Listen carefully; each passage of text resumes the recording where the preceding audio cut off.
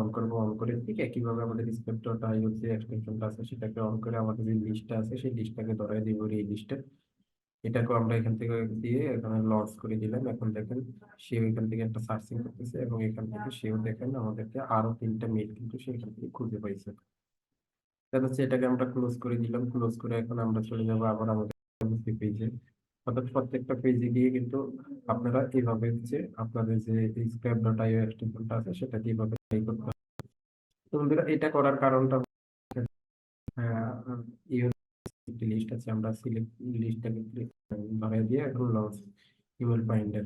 তো দেখেন বন্ধুরা এখান থেকে সবাই লিডস গুলা না আসার একটা কারণ আছে। সেই কারণটা হচ্ছে আমরা এই পেজে কিন্তু 4টা লিডস পেয়েছি। অর্থাৎ আমরা যখন আমাদের নতুন লিঙ্কডইন অ্যাকাউন্টটা নতুন অ্যাকাউন্টে কিন্তু সবার মোবাইল গুলো অন হবে না বা সবার তথ্যগুলো আসবে না।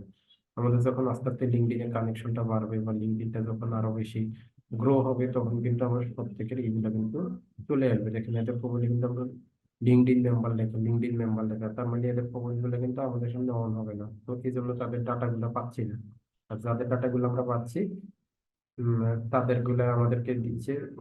আবার দিলেও তাদের ডাটা গুলো যদি ভ্যালিড হয় এবং হচ্ছে মিল গুলা থাকে তাহলে দিচ্ছে। তো এই জন্য এই ফিজে যদি 10 জন মানুষ থাকে এর মধ্যে 7 জনের ডাটা আমাদেরকে দিয়েছে। তারপরে এখান থেকে যদি আমরা 4 নাম্বার পেজে যাই, 4 নাম্বার পেজ থেকে দেখেন এখন আবার এই যে 4 নাম্বার পেজে এসে এখান থেকে আবার আমি স্ক্রিপ্ট ডট আইও যে এক্সটেনশনটা আছে এটাতে আমি ক্লিক করে দিব। তো দেখেন এখান থেকে আমি লিস্টে এখান থেকে যদি ভরে দিই, দেখা যাচ্ছে লঞ্চ ইমেল ফাইন্ডার, এটাতে আবার ক্লিক করলাম।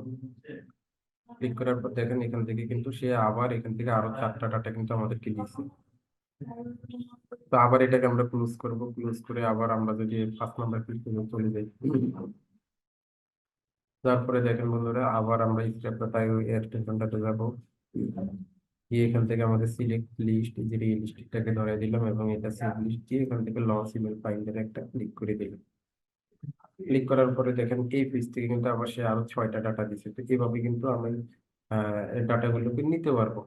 তো এরপরে বন্ধুরা আমরা যেটা করবো যে এখন আমরা যদি আমাদের ওই যে স্ক্রিপ্ট ডট আইও যে অ্যাকাউন্টটা করছি যে ওয়েবসাইটে সেখানে চলে যাই, গিয়ে এখান থেকে একটা রিফ্রেশ দিলে দেখবেন যে এখান থেকে আমাদের টোটাল 20টা ডাটা কিন্তু সেভ হয়েছে। এখান থেকে এটাকে মাইনাস করে দিলে দেখেন এখান থেকে সবগুলো ডাটা কিন্তু আমাদের এখানে দেখা যাচ্ছে।